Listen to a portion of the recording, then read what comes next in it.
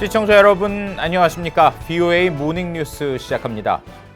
북한이 식량난을 겪고 있다는 소식이 들려오고 있지만 정작 북한이 올해 1분기 중국에서 사들인 곡물 비중은 담배나 과일보다 낮은 것으로 나타났습니다.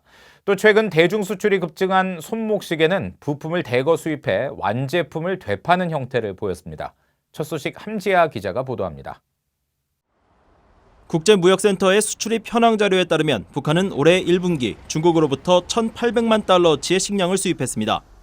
전체 대중 수입액의 약 4%에 해당하는 것으로 6.5%였던 전년 같은 분기보다 식량 수입 비중이 더 줄어든 겁니다.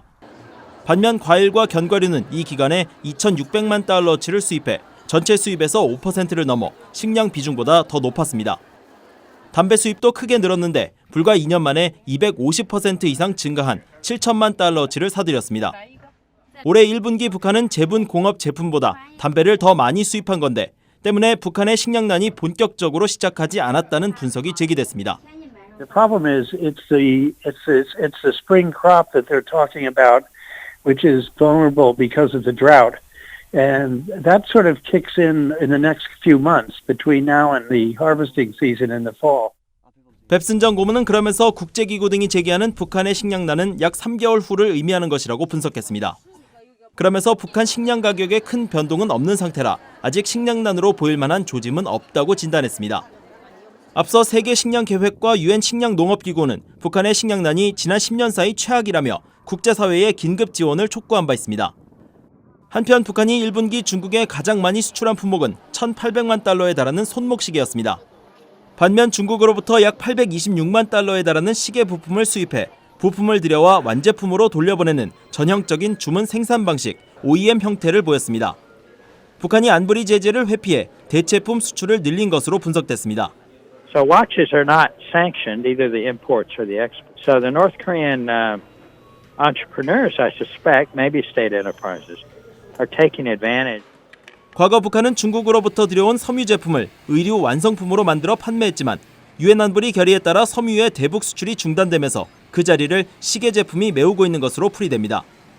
VOA 뉴스 함지아입니다. 미 국무부는 최근 중국 공안에 체포된 탈북자 7명과 관련해 우려를 나타내며 중국의 난민 보호를 촉구했습니다. 유엔 북한인권특별보고관은 중국 정부에 이들의 북송 중단을 촉구하는 서한을 보냈다고 밝혔습니다. 김영권 기자의 보도입니다.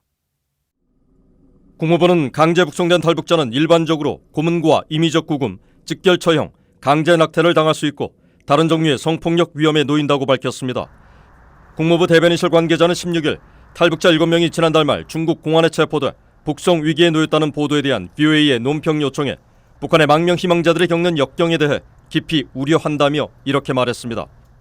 이와 관련해 미국 정부는 중국이 1951년 난민협약과 1967년 난민의정서 가입국으로서 국제적인 의무를 완전히 준수할 것을 계속 촉구한다고 국무부 관계자는 말했습니다. 이런 가운데 유엔 측에서도 중국 정부에 탈북자 7명을 북한으로 송환하지 말 것을 공식 요청한 것으로 확인됐습니다. Let me tell you that I sent a communication to the Chinese government on these cases as the UN reporter, precisely urging the Chinese government not to repatriate these people. 퀸타나 보고관은 일주일 전 제네바 주재 중국 대표부에 관련 서한을 전달했지만 아직 중국 측의 답변을 듣지 못했다고 밝혔습니다. 또 유엔은 중국의 탈북자 강제 북송 중단을 지속적으로 요구했다고 설명했습니다. They did it many times. In some cases, the Chinese avoided repatriation. I cannot predict what will happen with this group, but what I hope is that the Chinese and that they will not be repatriated to North Korea. 퀸타나 보고관은 그동안 북송된 탈북자들이 북한 보위부 등의 고문 등 끔찍한 상황을 겪는다는 점도 지적했습니다. 그러면서 국제사회는 북한 정부가 인권 문제와 관련해 정치범 수용소 등 모든 장소를 투명하게 개방해 인권 전문가들의 현장 접근을 허용토록 압박해야 한다고 강조했습니다. VOA 뉴스 김영권입니다. 미국 연방법원이 북한과 불법 금융거래를 한 혐의를 받고 있는 중국 은행들이 자료를 제출하지 않고 있다면서 매일 5만 달러씩 벌금을 부과했습니다. 워싱턴 DC 연방법원은 이 은행들이 법원의 명령에 따르지 않고 있다고 밝혔습니다. 박승혁 기자가 취재했습니다.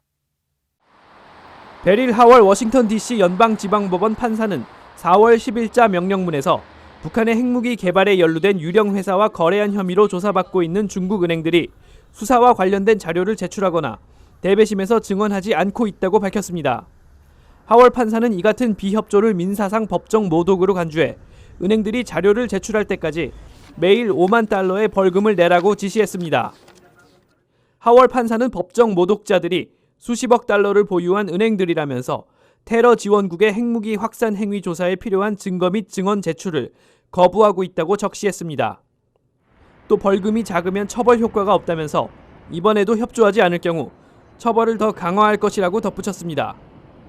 중국 은행들이 요청한 증거 제출 유예 신청은 받아들여지지 않았습니다.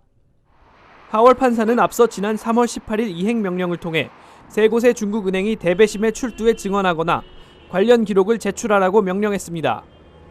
법원에 따르면 은행들은 북한 핵무기 개발 자금 조달을 위해 설립된 북한 유령 회사와 지난 2012년에서 2015년 사이 약 1억 6,500만 달러 규모의 불법 거래를 했습니다. 법원은 또 중국 당국이 이들 세 은행의 소유권을 갖고 있고 특히 두 곳은 미국에 지점을 두고 있다고 밝혔습니다. 제재 전문가인 조슈아 스탠튼 변호사는 최근 와이즈 어네스트호 압류에서 보듯이 정치 이해관계로부터 독립적인 사법당국이 직접 나서서 대북 제재를 이행하는 것이 올바른 방향이라고 말했습니다. The Justice Department is supposed to be independent. The Treasury Department really answers directly to the President, and we wrote the North Korea sanctions law to allow the Justice Department to do what it is doing in taking the lead. 또 중국의 은행들은 북한의 불법 행위를 알면서도 거래를 했기 때문에 미국 법원에 자료를 제출하지 못할 수 있다고 관측했습니다. VOA 뉴스 박승혁입니다. 마이크 폼페오 미 국무장관은 러시아와 협력이 가능한 국제 현안으로 테러리즘 방지, 아프가니스탄 문제와 함께 북한 핵 문제 해결을 제시했습니다. 폼페오 장관은 16일 폭스 라디오와의 인터뷰에서 러시아는 주변 지역에서 고삐 풀린 핵물질이 부유하는 것을 막는 데 관심이 있으며 북한과 국경을 맞대고 있다면서 이같이 말했습니다. 그러면서 러시아는 북한이 비핵화되면 북한 경제의 성공을 지원하는 데에도 관심이 있다며 이런 영역에서 미국과 러시아는 협력할 수 있을 뿐 아니라 이미 긴밀하게 함께 일하고 있다고 강조했습니다. 최근 러시아를 방문해 블라디미르 푸틴 러시아 대통령 등과 북한 문제를 논의한 폼페오 국무장관은 14일 양국이 북한 문제에 대해 같은 목표를 공유하고 있으며 함께 협력할 수 있는 방안을 찾을 수 있길 희망한다고 말한 바 있습니다. 한국 정부가 세계 식량 계획과 유엔 아동기금의 북한 아동 임산부 영양 지원, 또 모자 보건 사업 등 국제기구의 대북 사업에 800만 달러를 공유하기로 했습니다. 한국통일부는 17일 북한 주민에 대한 인도적 지원은 정치적 상황과 무관하게 지속해 나간다는 입장에서 이같이 결정했다면서 이와 함께 개성공단 입주 기업인 200여 명이 지난달 말 신청한 자산 점검을 위한 북한 방북 요청을 국민들의 재산 보호 차원에서 승인했다고 밝혔습니다.